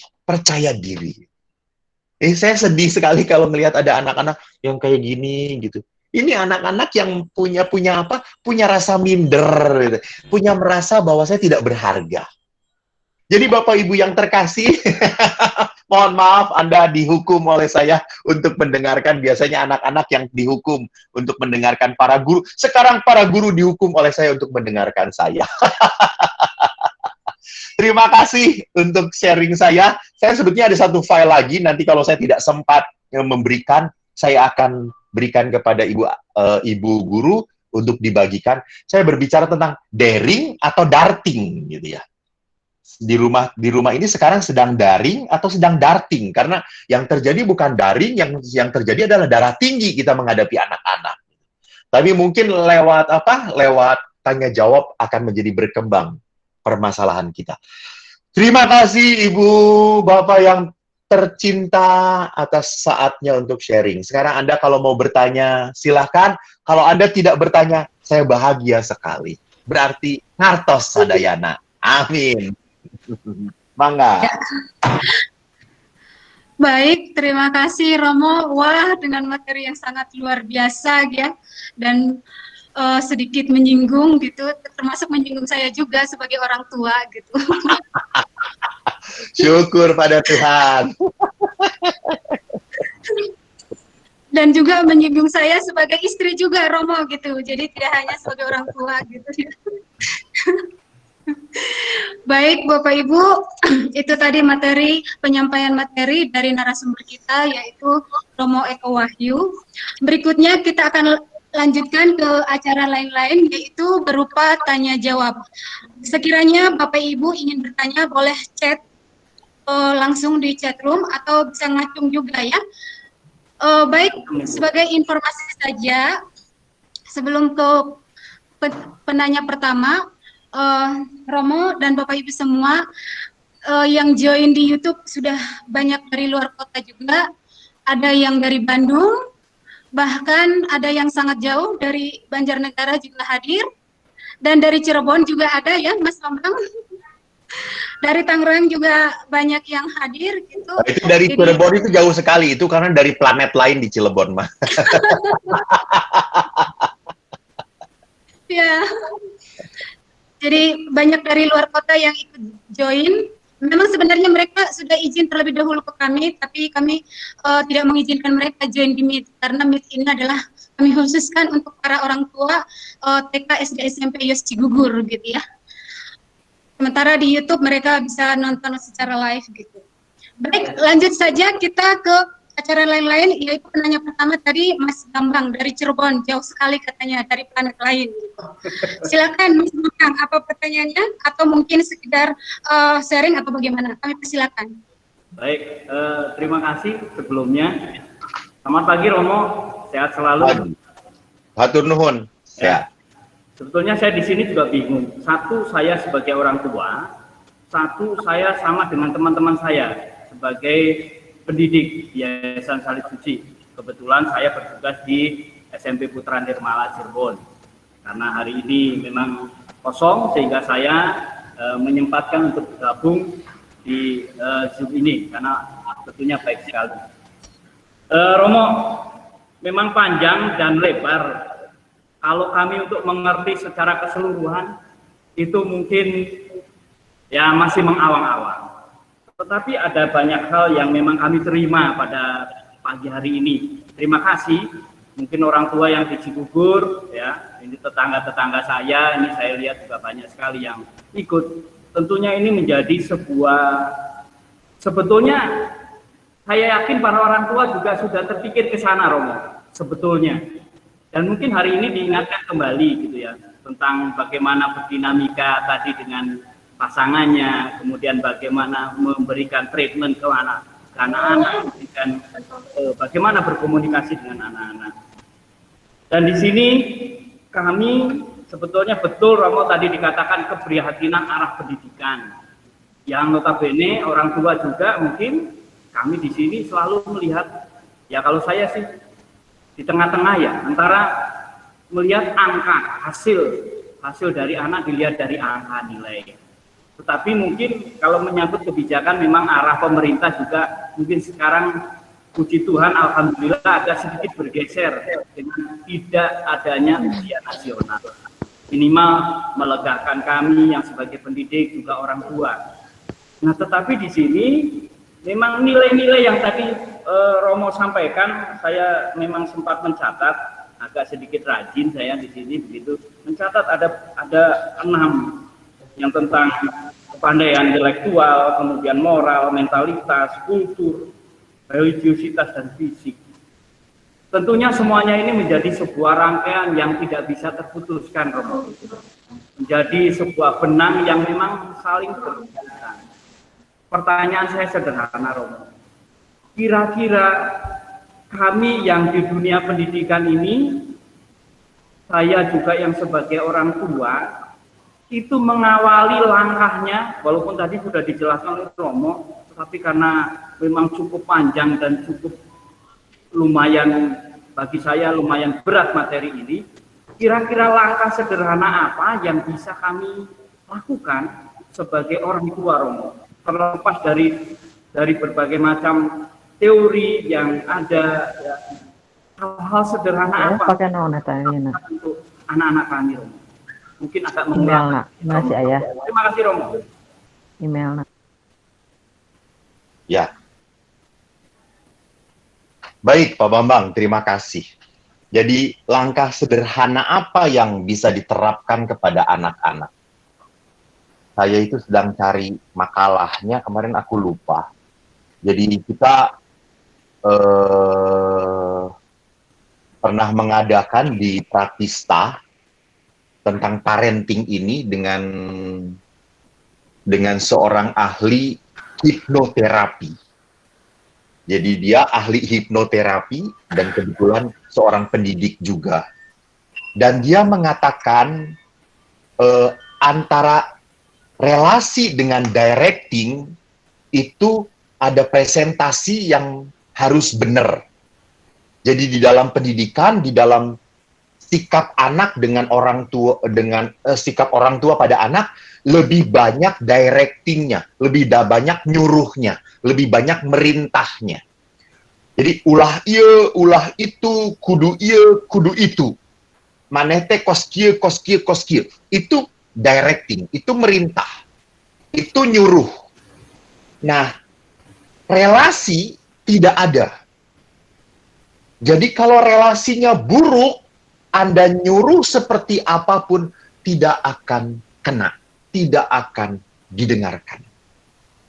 Maka di dalam dunia pendidikan yang penting, nomor 1, bukan nyuruh, bukan merintah, bukan nunjukin, tetapi apa? Relasi, relasi. Ini harus dibangun dulu. Jadi lihat saja anak-anak dekat dengan guru-guru siapa. Dekat dengan guru-guru yang merasakan bahwa dia bisa nyaman, aman, ngobrol, enakeun. Guru ini ngomong apapun dia akan dengerin. Maka pelajaran guru ini pasti bagus. Kenapa? Karena ada sukacita. Karena ada sukacita. Karena ada kerinduan dari anak ini untuk mendengarkan guru ini. Nah, di situ. Jadi ada sebuah relationship. Ada sebuah hubungan yang baik. Jadi di sini perlu ditegaskan 90% keberhasilan pendidikan atas dasar relasi, intimitas dulu. Intimitas orang tua dengan anak. Jadi kalau orang tua dengan anak ada kehangatan, guru dengan murid ada kehangatan, maka hasilnya produknya, maaf ya kalau boleh disebut produk, maaf kan sebetulnya dalam dunia pendidikan tidak boleh anak didik disebut sebagai produk, tetapi hasilnya anak ini akan mudah kita perlihatkan, ini loh yang baik loh anak-anak, ini loh kesana gitu ya. Jadi itu yang ingin saya tekankan sebetulnya pada hari ini dalam kerangka spiritualitas parenting itu seperti apa gitu ya. Jadi disitulah tadi mengatakan kenapa harus melihat mutiara dalam diri anak. Maka kalau ada yang ngomong, Romo, anak saya itu sedang pacaran. Hese di omongan. Nah, harus pakai strategi. Kalau anak Anda sedang pacaran, diomongin oleh Anda, nggak akan nyambung, nggak akan.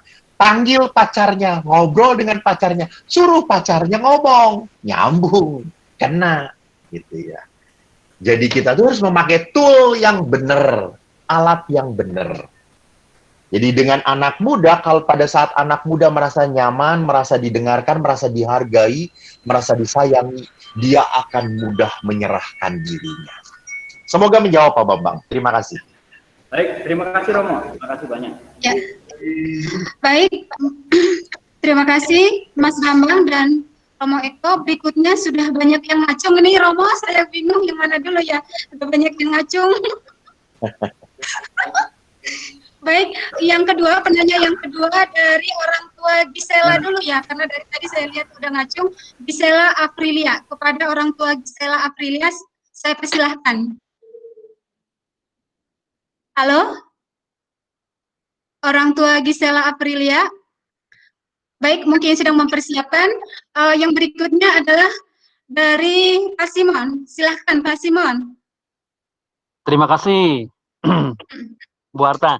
Romo, saya tertarik dengan pernyataan tadi tentang kesepakatan di dalam keluarga.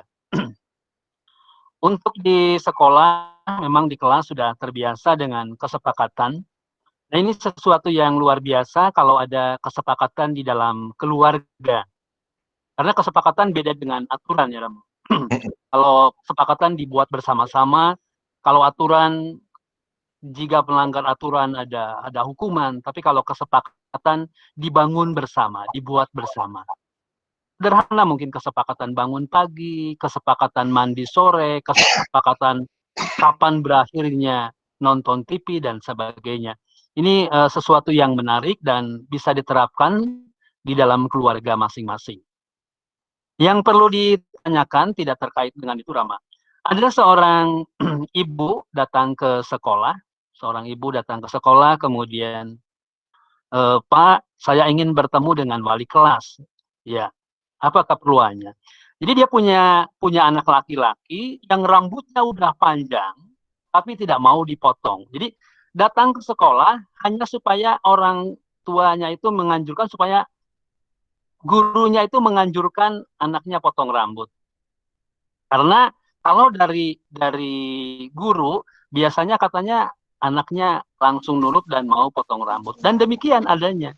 Ketika gurunya menganjurkan supaya potong rambut, anaknya mau potong rambut, begitulah. Nah, ini apa, Rama, bisa terjadi demikian? Jadi orang tua datang ke sekolah menganjurkan supaya gurunya menganjurkan potong rambut, dan memang anaknya mau ketika itu diminta oleh guru. Ini ada apa kok bisa terjadi demikian, Rama? Ketika oleh gurunya berkenan, tetapi orang tuanya menyuruh beberapa kali tidak mau untuk potong rambut anak. Itu aja, Rama. Terima kasih. Ya, baik. Terima kasih, Pak Simon. Jadi, kalau tadi dikatakan kesepakatan itu sebetulnya dalam kerangka apa? Dalam kerangka kita menghargai bahwa anak kita itu nggak bodoh, nggak blow on, nggak tolol. Itu penghargaan. Jadi penghargaan ini berarti apa? Pertemuan antara kebutuhan anak, harapan anak, kebutuhan orang tua, dan harapan orang tua. Jadi disitulah perlunya dialog. Perlulah dibicara satu sama lain. Kesepakatan. Nah, mengapa anak ini tidak mau mendengarkan orang tuanya, sedangkan gurunya ngomong didengarkan? Berarti apa? Berarti guru ini punya hubungan dengan anak ini. Itu kan tadi saya mengatakan, bahwa relasi di dalam dunia pendidikan yang paling penting daripada nyuruh. Jadi kalau anak ini mungkin merasa komunikasinya baik dengan gurunya, anak ini merasa bahwa gurunya itu lebih memberikan motivasi supaya dia mencukur rambutnya. Pada saat dia merasa termotivasi bahwa gurunya mengatakan, misalnya mungkin gurunya pinter, kamu tuh lebih ganteng amun potong rambut deh, lebih halus pisan. Nah, jadi anak langsung merasa, oh, saya potong rambut. Sedangkan ibunya ngomong, manete geus kos me, sok dipotong rambut. Nah, ya anaknya langsung ngomong, mendingan kos me gitu daripada gitu. Jadi lihat di sini kata-katanya apakah positif, kata-katanya positif atau negatif gitu. Jadi pada saat anak-anak ini diberitahu positif, mana teh goreng? Nyanggus, orang lebih baik goreng gitu ya. Itu lihat. Ini yang disebut dalam istilah Cina adalah ciong gitu ya. Salah. Anak-anak itu harus diangkat, akhirnya anak bisa menunjukkan sekelebihannya. Tapi pada saat anak dipurukkan, dijelekkan, mereka akan lebih jelek. Mereka akan lebih baik jelek. Mendingan jelek. Mungkin mah. Gitu. Jadi di situ, karena anak biasanya akan menjadi terbalik pada saat ngomong dengan orang tuanya. Sebagai tanda apa? Pemberontakan. Pemberontakan. Semoga menjawab. Terima kasih, Pak Simon. Terima kasih, Romo. Terima Ya. kasih. Oke, jelas. Baik, terima kasih Romo dan Pak Simon. Mohon maaf Romo, saya baca dulu pertanyaan yang ada di chat ya. Silakan. Ini ada dari orang tuanya Felis, SS. Pertanyaannya adalah, bagaimana cara menghadapi anak yang ngeyel, Romo? Tuh, pertanyaan yang pertama. Kemudian yang kedua, masih di chat ini, Romo. Pagi Romo, saya orang tua anak tunggal. Yang kesehariannya anak saya itu di rumah terus. Dan sekalinya pergi itu kalau saya juga pergi sama saya terus. Jadi kemana-mana sama saya terus. Bagaimana cara membangun kepercayaan diri pada anak tunggal perempuan saya? Terima kasih. Ini dari Elizabeth Rianawati. Kemudian yang ketiga, Romo, Satu-satu, dari Bu. Satu-satu. Di bredel pusing saya. ya, maaf Romo. Ya udah satu-satu dari Ya. mohon maaf, Romo. Jadi dari Felis tadi ya. Yang ngeyel, bagaimana yang cara ngeyel. menyelamatkan anak yang ngeyel. Ya. Ya. Monggo Romo. Jadi ingat, anak ngeyel itu adalah anak kreatif. Jadi dia tuh pinter mencari-cari alasan. Wah, banyak sekali yang dia omongin gitu ya, ngeyel. Jadi di sini perlunya kesabaran orang tua. Untuk apa? Untuk bicara dengan anak-anak. Nah, orang tua juga harus sadar ya, ibu, bapak harus sadar. Kita sedang punya tangki yang banyak atau sedang kosong. Jadi kalau tangki cinta kita sedang kosong, maka hal kecil pun akan menjadi besar. Tapi kalau tangki cinta kita sedang besar, kita bisa sabar dengan anak kita. Bisa, ayo sok ngeyel, ayo. Dibarengan ku bapak. Deh ini. Karena tangkinya sedang besar. Tangki cinta Anda sedang berlimpah. Maka Anda bisa sabar, maka Anda bisa tahan. Tapi kalau tangki Anda sedang habis, anak pun sebetulnya ngomongnya masuk akal, akan membuat Anda marah. Anda langsung ngeluarin otoritas Anda. Hente, cek bapak hente, iya bapak maneh. Nah, ini sudah tangkinya kosong berarti kalau begini. Nah, jadi kita sebagai orang tua harus sadar, tangki cinta kita sedang kosong atau sedang penuh. Jadi di situ pada saat Anda, artinya apa? Kalau tangki Anda, cinta Anda sedang kosong, Anda jangan menghadapi anak-anak sedang ngeyel kayak gini. Anda bisa marah terus. Anda harus ambil jarak dulu. Anda harus ambil jarak. Nanti pada saat tangki Anda sedang penuh, yuk kita ajak ngomong anak kita. Yuk kita berdiskusi. Jadi jangan campurkan antara diskusi dan dialog. Jadi diskusi itu kan olah otak. Diskusi itu siapa yang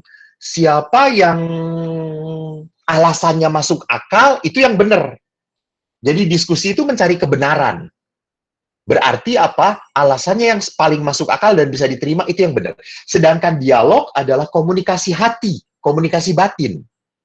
Jadi kalau dalam dialog tidak ada yang baik dan benar. Karena seperti, saya mah, Mami, saya teh sedang jengkel. Lalu maminya langsung ngomong, temenang jengkel, jadi budak mah, ulah jengkel. Gitu, mami ningali mana oke jengkel. Nggak boleh. Anak mengungkapkan perasaan sedang jengkel harus diterima. Nggak apa-apa. Oh, kamu jengkel. Jengkel kenapa? Sok cerita ke mami. Nah, itu dialog. Itu dialog. Jadi dialog itu mengungkapkan perasaan. Nah, ngeyel itu berarti anak lihat di sini. Apakah ngeyelnya diskusi atau anak ngeyel karena apa? Karena tidak dimengerti. Jadi kebanyakan anak ngeyel ini karena tidak dimengerti apa maunya. Gitu. Jadi kalau anak ngeyel, dimengerti, sok mau dede apa, sok maunya apa, supaya mami nggak salah mengerti.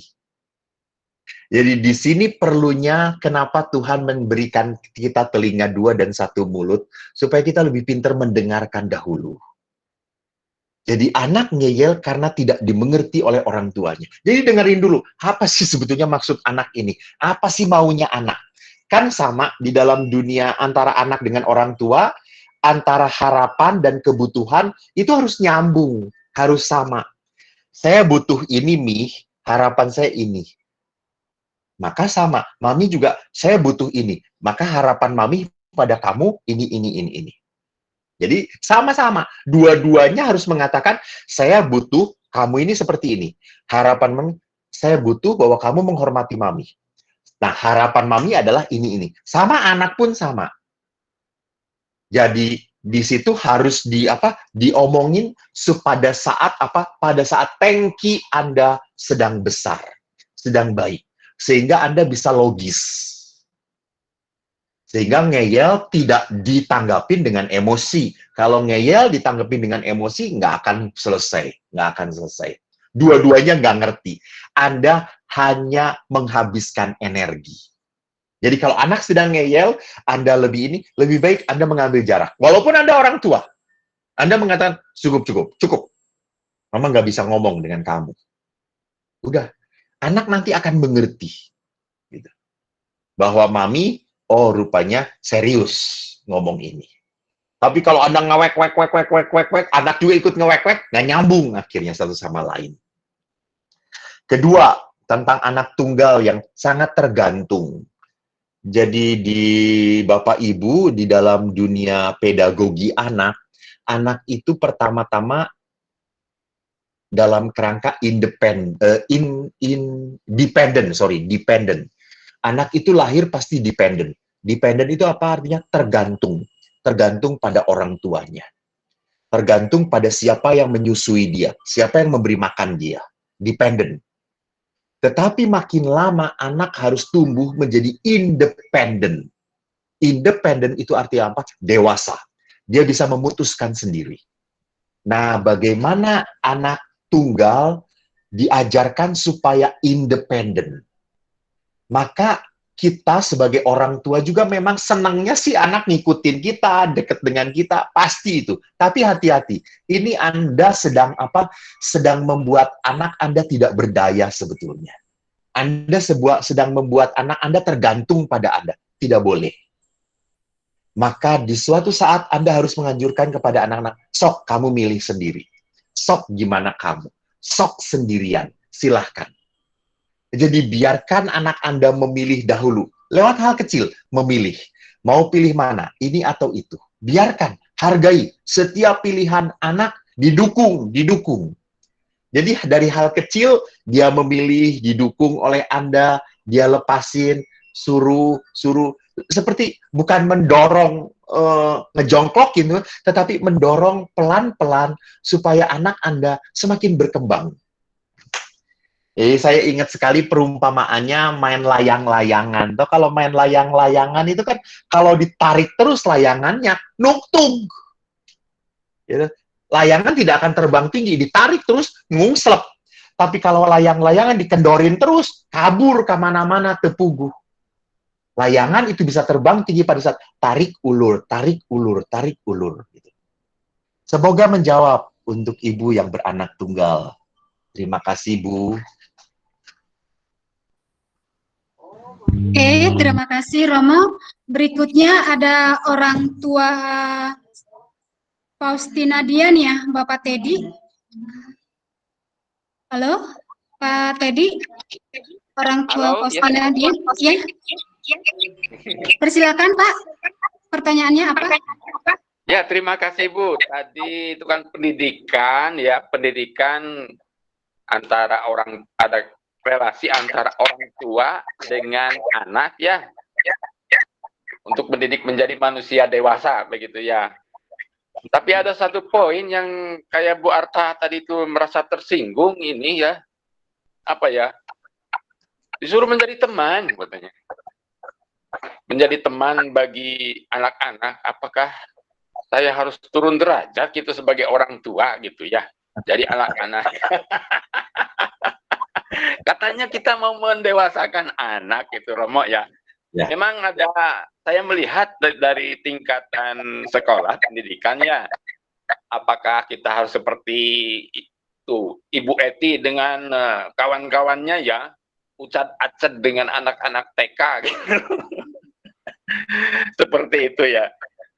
Lalu meningkat ke kelas 1, 2, 3, 4, 5, 6 sampai kelas 6 tampiling kuaing cek guru nate gitu ya. Jadi semakin lama semakin keras. Lalu udah sampai SMP dah kumaha karepna teuing lah, terserah anak-anak itu ya.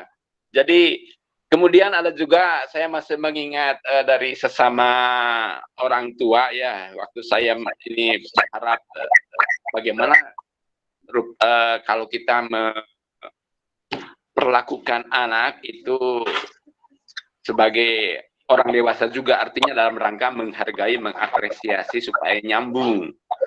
Tapi memang saya juga mengalami, kadang-kadang saya merasa bodoh ketika harus bermain gulat dengan anak atau bermain sama-sama berperan sebagai kucing-kucing atau gitulah. Saya bertingkah atau memberi contoh sebagai anak dan terlibat di sana mungkin ada sampai 30 sampai 1 jam gitu.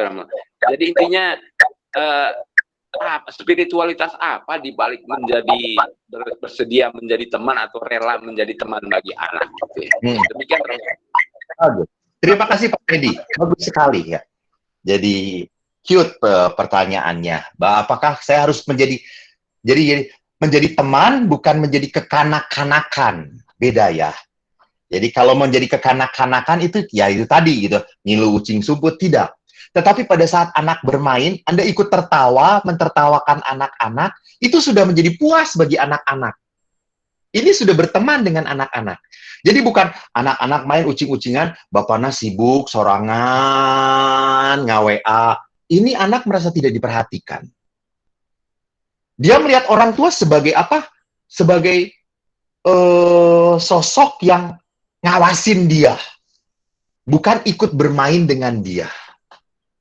Ayah saya sudah 70 tahun, pada saat dengan cucu-cucunya main, dia tertawa, dia teriak-teriak, dia nggak ikut main kucing-kucingan, karena kalau ikut main pasti dipalitak dan cepat meninggal dunia karena serangan jantung. Tetapi bagaimana dia mau terlibat dengan tertawa, ngobrol dengan cucunya, hal yang di situ, jadi diketawakan. Jadi cucunya bahagia kalau main dengan eyangnya. Nah, ini menjadi teman. Spiritualitas apa yang mau diperlihatkan di dalam menjadi teman ini? Spiritualitas tadi, yang tadi saya katakan, di dalam parenting yang benar sekarang ini, adalah yang nomor 1, 90% Anda harus punya bounding, ikatan batin dengan anak Anda. Harus punya bounding yang kuat. Jadi kalau Anda punya ikatan batin dengan anak Anda kuat, maka anak Anda sampai kapanpun akan ngajenin orang tuanya. Akan ngajenin orang tuanya.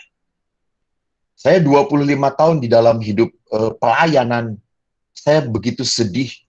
Ada, apalagi di sini, saya tinggal di Tangerang, ada anak yang sangat kaya, yang membiarkan orang tuanya tinggal sendirian di rumah mewah, hanya ditemani oleh pembantu. 1. Dan orang tua ini tidak pernah dikunjungin oleh anak cucunya. Kenapa bisa terjadi seperti itu? Karena anak tidak punya bounding yang kuat dengan orang tuanya. Tidak punya ikatan batin.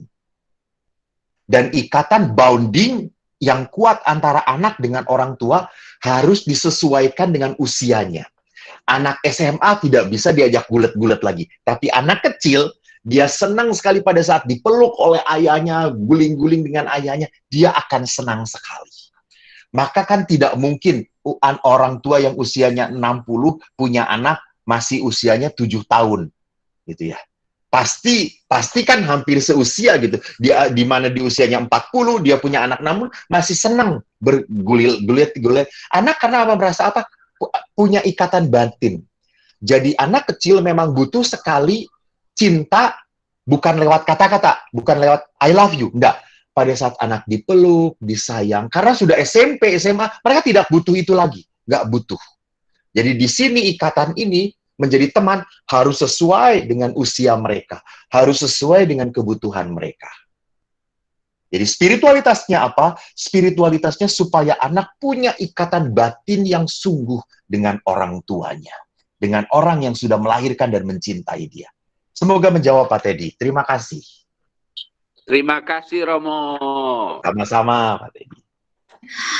Oke, mohon maaf Bapak Ibu orang tua siswa atau wali siswa Komplek TK SD SMP Yosudarso Cigugur.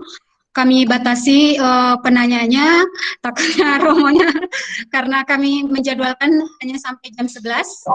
Terima kasih. Oleh karena itu kami persilakan mungkin 3 orang. Oh, 1 terakhir, 3 aja Romo. Yang lain sudah kebagian. Ya, penanya berikutnya adalah orang tua Alin, yaitu Bapak Anton. Kami persilahkan Bapak Anton, pertanyaannya apa, atau barangkali ini sharing, kami persilahkan. Bapak Anton? Halo. Suaranya terlalu pelan, Pak. Selamat siang. Ya. Gini, saya mungkin sedikit sharing, sedikit curhat lah. Di masa pandemi ini, emang saya selaku bapak yang notabene dari pagi sampai malam, saya bareng anak-anak terus gitu. Saya mengawasi anak-anak saya belajar, saya mengawasi semua aktivitas mereka di rumah gitu kan. Apalagi sekarang kan anak-anak jarang bersosialisasi dengan lingkungannya, kita batasi juga. Dan saya pribadi merasa bahwa dengan banyaknya interaksi dari pagi sampai malam, pagi lagi saya dengan anak-anak, saya malah merasa ada apa ya, dengan anak-anak banyak yang terjadi yang clash gitu Rama. Banyak terjadi, kita sering bertentangan, kita sering ribut lah segala macam gitu kan. Mungkin harapan orang tua di kota mikirnya kalau sering ketemu anak-anak malah senang gitu. Kita orang di sini itu tiap hari, karena udah hampir beberapa bulan bareng anak-anak terus, saya pribadi merasa ada apa ya, kasihan juga ke anak-anak. Mungkin saya waktu lagi emosi, anak-anak bareng saya juga susah untuk susah untuk menjaga supaya nggak terlalu emosi anak-anak. Sekali-kali mungkin bisa, karena tiap hari ketemu, tiap hari kita bareng-bareng anak-anak terus gitu kan. Lihat mereka belajar bagaimana, lihat mereka hasil belajar bagaimana, lihat mereka pergerakan di rumahnya kita tahu terus. Nah, kira-kira gimana Rama? Saya pribadi merasa bahwa dengan interaksi yang intens kita malah sering terjadi masalah, clash dikit-dikit, hal yang kecil pun malah bisa menjadi besar di kami ini, terus terang Rama. Mungkin karena pandemi ini, biasa kan mereka berinteraksi keluar, main-main dengan temannya, karena sekarang dikurangi ya, kejadiannya kayak gini Rama. Ya. Mohon masukannya Rama. Baik, terima kasih Pak Anton. Saya ada yang saya sharekan dulu ya. Ini yang menarik karena sesuai dengan pertanyaan Pak Anton yang tadi saya janjikan.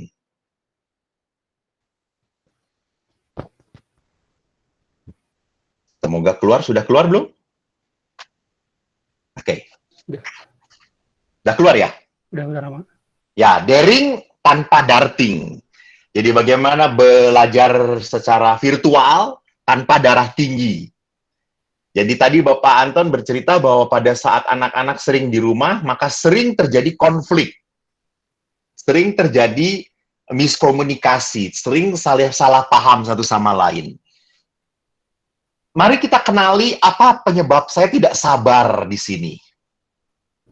Di sini saya harus sebagai orang tua yang bisa mengoreksi. Ya, jadi jangan menuntut anak yang harus berubah. Enggak. Orang tua yang harus berubah.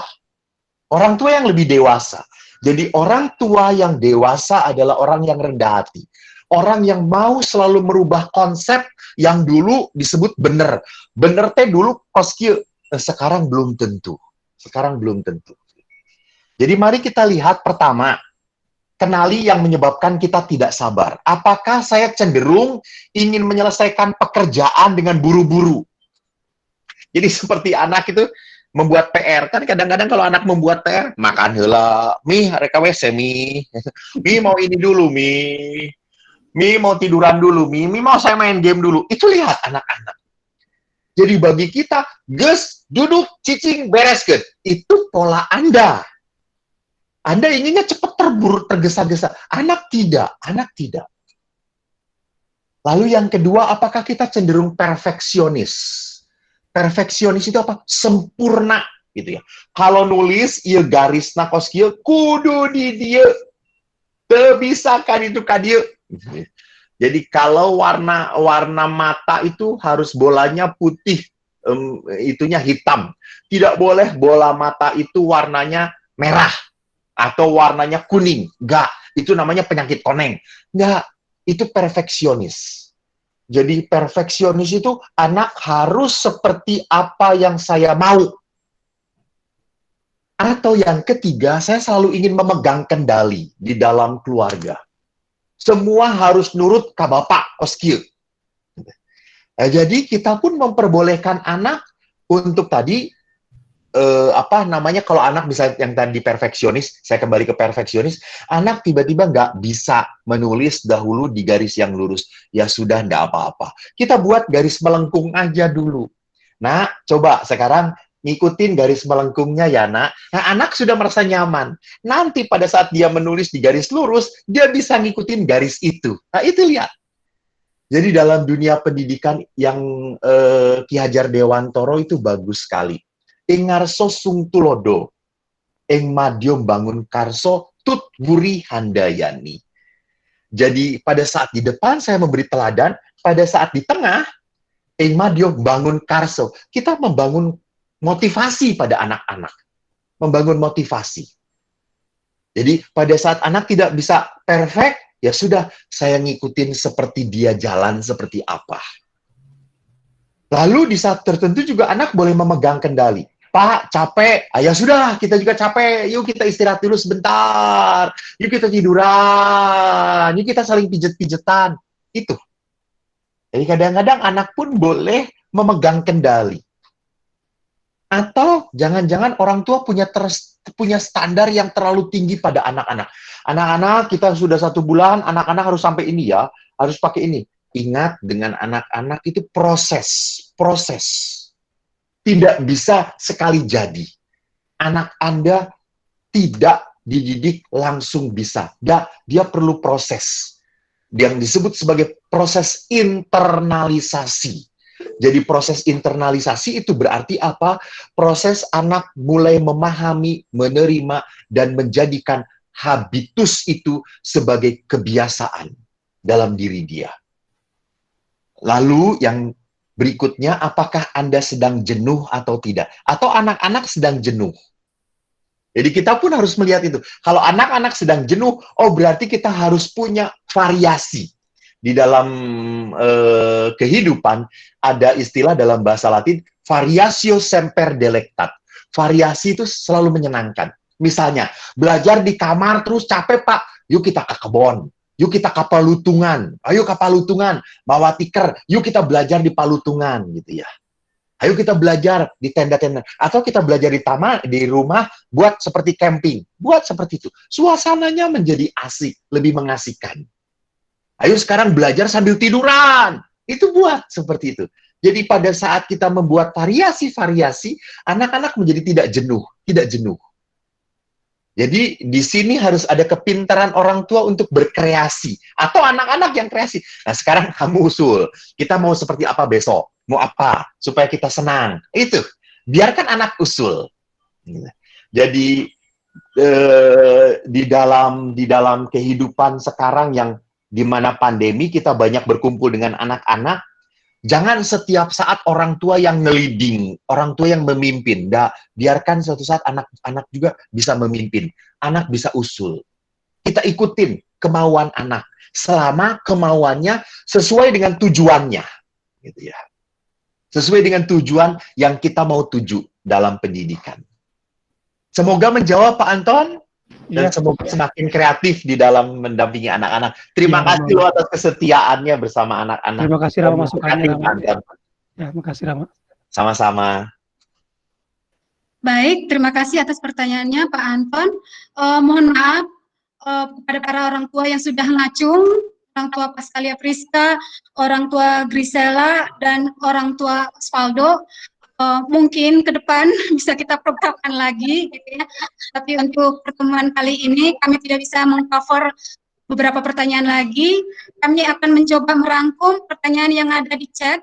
Romo, ada beberapa pertanyaan di chat. Mungkin kalau dijawab satu persatu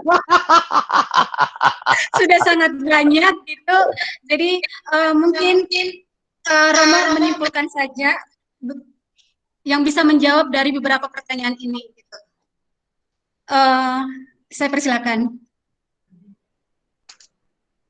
Saya merangkum. Ya, ada beberapa pertanyaan di sini, Romo. Mungkin yang bisa menjawab pertanyaan mereka. Soalnya kalau dijawab satu persatu membutuhkan waktu yang banyak mungkin. Gitu. Jadi, ya seperti itu barangkali, Romo. Mungkin bukan menjawab ya. Saya hanya kata terakhir saja ya sebelum kita berpisah.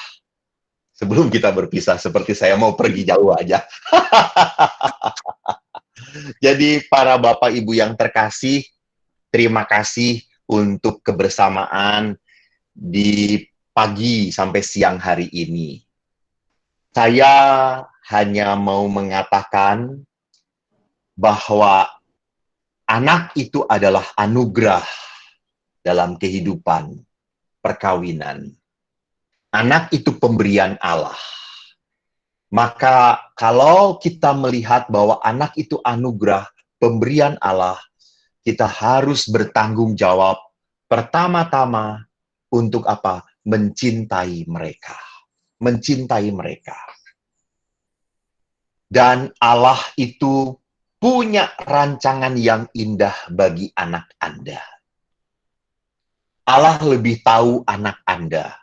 Allah lebih tahu kelak anak Anda mau jadi seperti apa. Maka di situ pentingnya orang tua selalu rendah hati.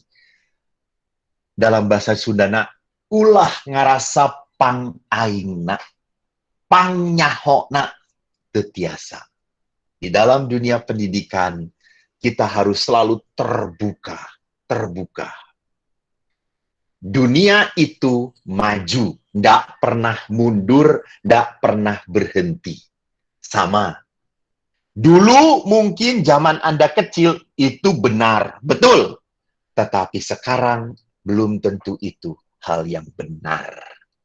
Di dalam cara pendidikan. Di dalam cara pendidikan ya, saya bukan mengatakan dulu hal yang benar sekarang menjadi salah, tidak. Di dalam dunia cara mendidik, namanya cara mendidik manusia itu kan selalu terbatas. Maka kita perlu sekali membuka wawasan. Maka saya pun ini sebagai usulan kepada sekolah. Terima kasih sehari ini boleh dibuka. Silahkan Bapak Ibu memanggil para psikolog, anak, Ibu Wida itu pinter banget di Komsos Bandung untuk cerita tentang bagaimana punya bonding dengan anak yang baik. Mungkin Bapak Ibu juga bisa mengambil orang-orang yang belajar tentang hipnoterapi. Bagaimana mendoakan anak pada saat dia tertidur. Bagaimana menterapi anak-anak yang punya berkebutuhan khusus. Kan sekarang itu kan dari zaman dahulu nggak ada anak-anak autis. Sekarang sudah mulai ada anak-anak autis berkebutuhan khusus yang harus didampingi juga. Gitu. Jangan sampai ada beberapa orang tua yang punya anak seperti itu merasa minder, merasa kita dihukum oleh Tuhan. Jangan sampai. Maka para guru selalu bersukacitalah dalam pelayanan, terutama masa pandemi ini. Dengan virtual, Anda bisa memanggil siapapun tanpa biaya besar, tanpa perlu ongkos gitu ya. Dan kita bisa mengundang sebanyak mungkin orang untuk semakin mendapat masukan. Supaya kehidupan ini kalau dapat masukan makin ringan, bukan makin berat. Seperti Pak Anton tadi sudah sharing. Terima kasih, Tuhan memberkati. Amin. Amin. Wah, banyak sekali yang kita dapatkan manfaatnya hari ini ya Bapak Ibu semuanya. Sekali lagi saya mohon maaf, ada banyak lagi di sini yang ingin mengajukan pertanyaan. Kami tidak bisa meng-cover lagi pertanyaan. Mungkin pertemuan berikutnya mudah-mudahan nanti bisa jadwal ulang lagi dengan Romo Eko kalau beliau tidak sibuk ya Romo gitu. Siap Bu, siap. Baik Bapak Ibu sekalian, Romo terima kasih atas pertemuan hari ini yang sangat luar biasa bagi kami. Terima kasih sekali lagi kami sampaikan dari hati yang paling dalam. Hatur nuhun pisan Romo. Sami-sami, sawang sulna, hatur nuhun Bapak Ibu, hatur nuhun para guru, Tuhan ngaberkahan. Ya. Saya Terima mewakili ya. Terima kasih Bu Arta dan Bapak Ibu Ya. guru semua. Bapak Ibu jangan keluar dulu ya, kita akan doa penutup. Saya mewakili teman-teman saya, para kepala sekolah TK, SD, SMP Yos Sudarso, Komplek Kuningan gitu. Sebagai pembawa acara, mohon maaf kalau ada kesalahan kata-kata gitu, tidak bermaksud untuk menyinggung siapapun gitu. Sekali lagi Bapak Ibu terima kasih sudah join di meeting kita pada siang hari ini. Mari kita tutup dengan doa dan nanti habis doa kita foto dulu ya, nanti semua kamera on gitu. Soalnya ini momen yang berharga gitu. Kita akan tutup dengan doa yang akan dipimpin oleh Ibu Nina, Kepala Sekolah TK SD Cibunut. Dan nanti dilanjutkan berkat dari Romo. Ya. Baik, terima kasih Bu Arta. Selamat siang Romo, selamat siang Bapak Ibu. Mari kita tutup kegiatan hari ini dengan doa. Nanti saya mohon Romo untuk penutup, nanti mohon berkat dari Rama. Siap. Baik, Bapak Ibu, mari kita bersatu dalam doa.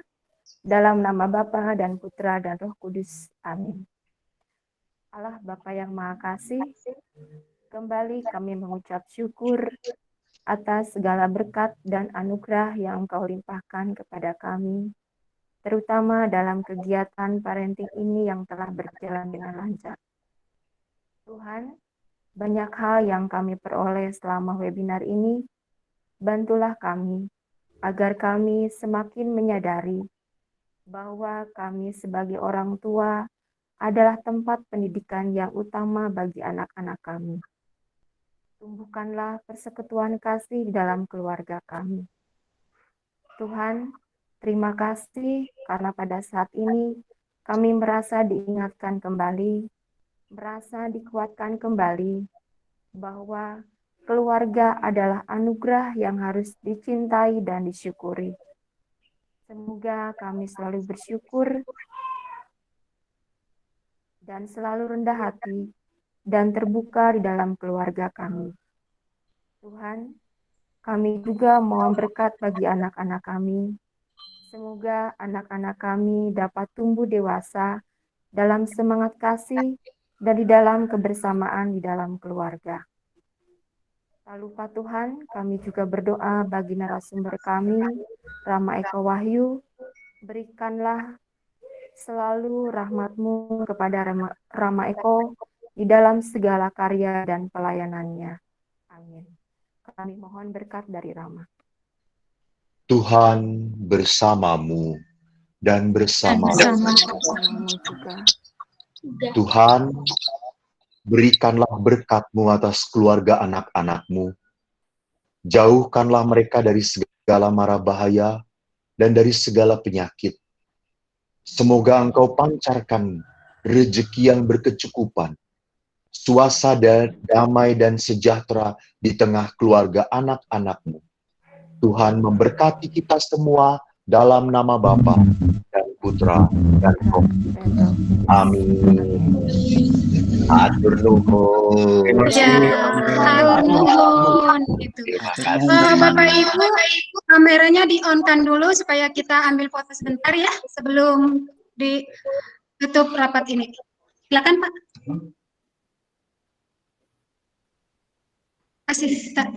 Kasih apa-apa Pak. Bapak Ibu mohon oke, sudah.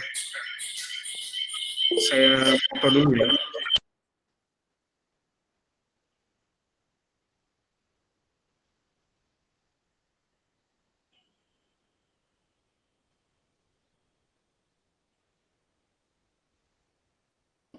Sudah, silakan.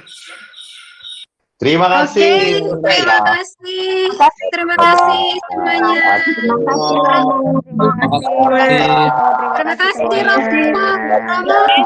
Lagi kami terima kasih semuanya. Ya, sama-sama. Dah.